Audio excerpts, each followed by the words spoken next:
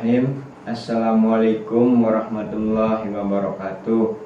Saya Muhammad Nanda Al-Fajri dari kelas M Manajemen 3 NBM 117020420. Dalam kegiatan ini saya akan mempresentasikan sebuah materi dari manajemen retail, yaitu perilaku belanja pelanggan dalam bisnis retail. Memiliki poin-poin, yaitu yang pertama, perilaku konsumen. Perilaku konsumen sendiri ialah sebuah kegiatan yang berkaitan erat dengan proses pembelian suatu barang atau jasa. Mungkin Anda sedikit bingung perilaku seperti apa yang dimaksud atau dikategorikan ke dalam perilaku konsumen. Melalui ulasan artikel ini akan membahas beberapa faktor yang ada pada perilaku konsumen. Perilaku konsumen tersendiri memiliki 3 perspektif dalam perilaku konsumennya. Yang pertama, faktor-faktor budaya. Perilaku konsumen sangat dipengaruhi oleh faktor budaya seperti budaya pembeli, subkultur, dan kelas sosial. Yang kedua, faktor sosial. Faktor sosial juga mempengaruhi perilaku pembelian konsumen. Contoh faktor sosial adalah kelompok referensi, keluarga, peran, dan status. Dan yang terakhir, ketiga, yaitu faktor pribadi. Faktor pribadi juga dapat mempengaruhi perilaku konsumen. Beberapa faktor penting yang mempengaruhi perilaku pembelian pribadi adalah gaya hidup, status ekonomi, pekerjaan, usia, kepribadian, dan harga diri. Yang kedua yaitu komponen belanja konsumen. Motif belanja konsumen tersendiri memiliki beberapa poin, yaitu hedonic shopping motivation.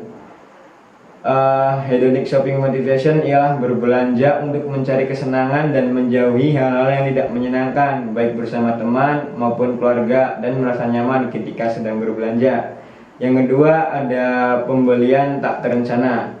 Untuk pembelian tak terencana ini, jenis yang pertama adalah pembelian karena teringatkan. Misalnya, ketika pergi ke supermarket, kita melihat produk Indomie instan dan teringat kalau persediaan di rumah sudah habis, dan kemudian memutuskan untuk membelinya, walaupun ketika berangkat dari rumah tidak terlintas untuk membeli mie instan. Yang ketiga ada perilaku pembelian kompulatif. Pembelian kompulatif merupakan salah satu karakteristik konsumen yang merupakan sisi negatif dari sebuah perilaku konsumsi, di mana individu dengan perilaku pembelian kompulsif akan menunjukkan perilaku membeli yang kronis, berulang-ulang, dan ketagihan. Dan komponen dari materi ini yaitu tipe-tipe keputusan belanja. Tipe-tipe keputusan belanja ini ada yang pertama, pemecahan masalah luas. Artinya suatu proses pengambilan keputusan pembelian di mana pelanggan memerlukan usaha dan waktu yang cukup besar untuk meneliti dan menganalisis berbagai alternatif. Contoh, motor, mobil, komputer. Yang kedua, pemecahan masalah yang terbatas. Pada tipe keputusan ini, konsumen telah memiliki kriteria dasar untuk mengevaluasi kategori produk dan berbagai merek pada kategori tersebut. Namun, konsumen belum memiliki preferensi tentang merek dan merek tertentu. Konsumen hanya membutuhkan tambahan informasi untuk bisa membedakan berbagai merek tersebut. Konsumen menyederhanakan jenis pengambilan keputusan karena konsumen memiliki waktu dan sumber daya yang terbatas. Pembelian sebagian produk di pasar swalayan dilakukan dengan tipe pengambilan keputusan seperti ini. Iklan dan peragaan produk di tempat penjualan telah membantu konsumen mengenali produk. Dan yang ketiga, pemecahan masalah rutin. Konsumen telah memiliki pengalaman terhadap produk yang akan dibelinya. Konsumen seringkali hanya meninjau apa yang telah diketahuinya. Konsumen hanya membutuhkan sedikit informasi. Pada poin proses pengambilan keputusan belanja pelanggan. Yang pertama, memiliki komponen jenis kebutuhan. Sebagai contoh, ibu harus menghadapi masalah tekanan waktu. dia harus mencuci baju keluarganya, tetapi tidak memiliki banyak waktu untuk melakukannya. Kondisi ini membangkitkan pengenalan akan kebutuhan pembantu rumah tangga atau kebutuhan memiliki mesin cuci, artinya membutuhkan tenaga bantuan. Yang kedua, pencarian informasi. Konsumen akan mencari informasi tentang berbagai jenis barang yang dibutuhkan, banyaknya merek yang ada, harga, tempat pembelian, dan cara pembayaran yang sesuai. Konsumen akan mencari informasi yang akan tersimpan di dalam ingatannya dan mencari informasi dalam luar pencarian eksternal. 3. Evaluasi atas alternatif. Kemampuan merumuskan masalah secara tepat merupakan faktor utama dalam menetapkan suatu keputusan. Oleh karena itu, sebelum membuat keputusan harus ditegaskan secara akurat apa permasalahannya, pokok yang dihadapinya. Apabila perumusan masalah pokok sudah terlaksana, maka dicari berbagai alternatif pemecahan. Masalah idealnya keputusan yang baik dalam penyusun anggaran adalah keputusan dengan berpijak pada persetujuan bersama. Yang keempat, evaluasi setelah belanja.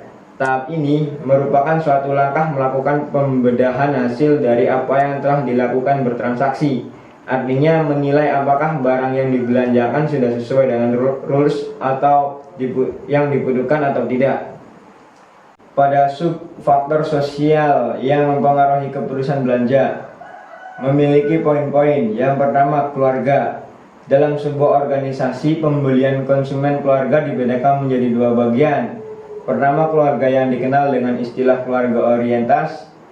Keluarga ini terdiri dari orang tua dan saudara kandung seseorang yang dapat memberikan orientasi agama, politik, dan ekonomi, serta ambisi pribadi, harga diri, dan cinta kedua. Keluarga yang terdiri dari pasangan dan jumlah anak yang dimiliki seseorang. Keluarga jenis ini biasanya dikenal dengan keluarga prokreasi. Yang poin kedua, pengambilan keputusan keluarga. Orang membeli barang dan jasa yang berbeda-beda sepanjang hidupnya, yang dimana setiap kegiatan konsumsi ini dipengaruhi oleh siklus hidup keluarga. Yang ketiga, kelompok referensi. Kelompok acuan dalam perilaku pembelian konsumsi dapat diartikan sebagai kelompok yang dapat memberikan pengaruh secara langsung atau tidak langsung terhadap sikap atau perilaku seseorang.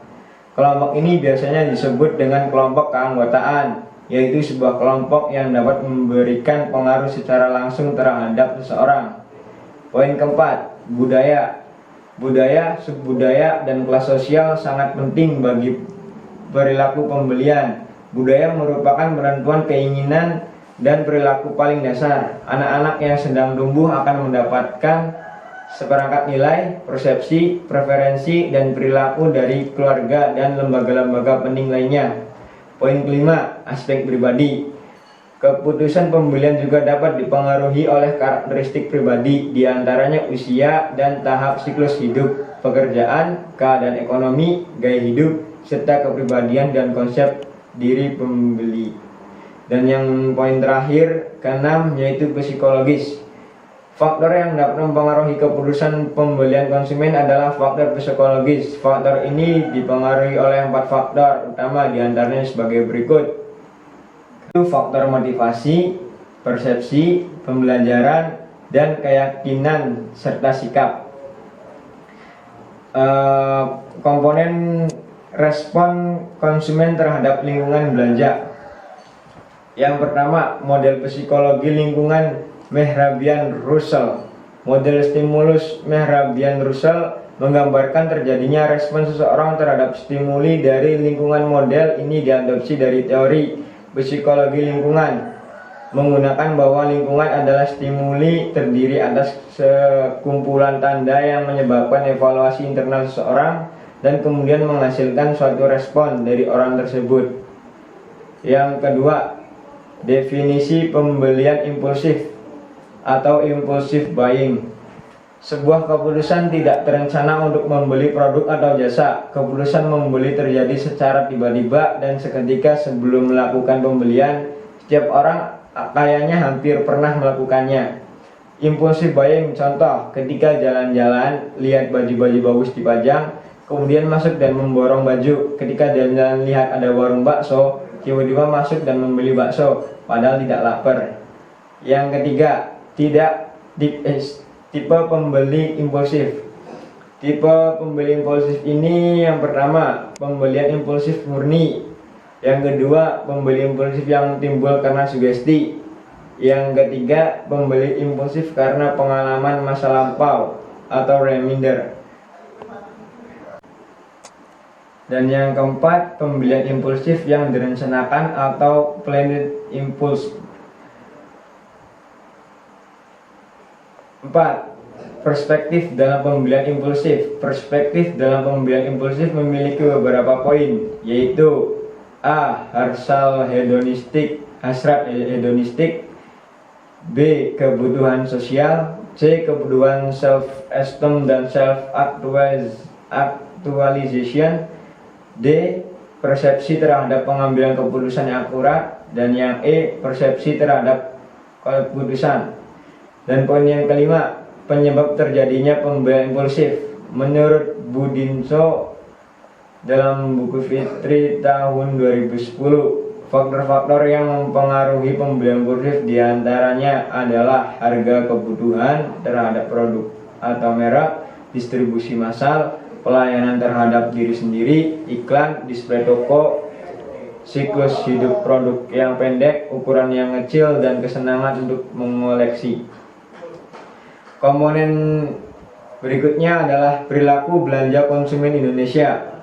Yang pertama, industri retail merupakan industri yang strategis dalam kontribusinya terhadap perekonomian Indonesia. Dalam konteks global, potensi pasar retail Indonesia tergolong cukup besar. Industri retail memiliki kontribusi terbesar kedua terhadap pembentukan GDP atau Gross Domestic Product setelah industri pengolahan.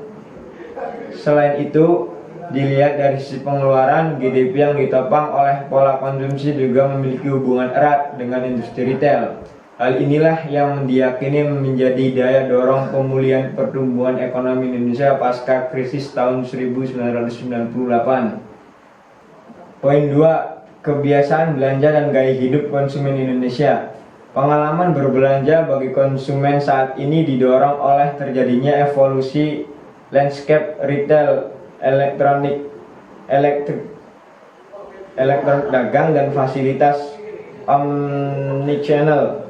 61% konsumen online Indonesia menyatakan mereka merasa bahwa berbelanja kebutuhan sehari-hari adalah pekerjaan rumah yang rutin, dan mereka berusaha menghabiskan waktu seminimal mungkin untuk melakukannya.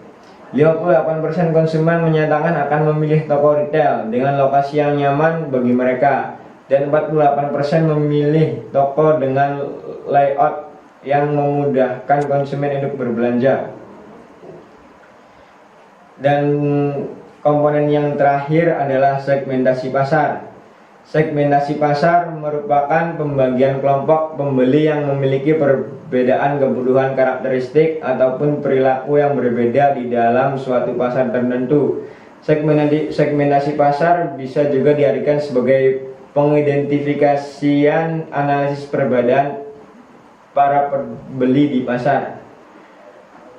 Prosedur segmentasi pasar memiliki 3 tahap. Tahap yang pertama yaitu tahap survei. Pada tahap ini dilakukan wawancara kepada target segmen pasar untuk membedakan pemahaman terhadap sikap, motivasi, dan perilaku konsumen. Wawancara bisa dalam bentuk kuesioner, di mana data kuesioner yang terkumpul bisa dijadikan informasi atas atribut-atribut yang dibutuhkan. Tahap kedua yaitu tahap analisis. Tahap ini data yang mengandung variabel-variabel berkolerasi tinggi dibuang, kemudian dilakukan analisis kelompok untuk menghasilkan jumlah maksimum segmen yang berbeda. Dan tahap yang terakhir yaitu tahap pembentukan. Di tahap ini dibentuklah kelompok berdasarkan perbedaan sikap, perilaku, demografis, psikologis, psikografis, dan pola media. Dari sifat dominan yang ditemukan pada kelompok tersebut, dibedakanlah nama profil pada kelompok segmen itu. Ya, terima kasih atas perhatiannya. Sekian presentasi dari saya. Mohon maaf apabila dalam presentasi ini ada kata atau perlakuan saya yang kurang berkenan. dan mohon maklum apabila ada materi atau penyampaian suatu kalimat yang kurang jelas atau tidak layak. Wassalamualaikum warahmatullahi wabarakatuh.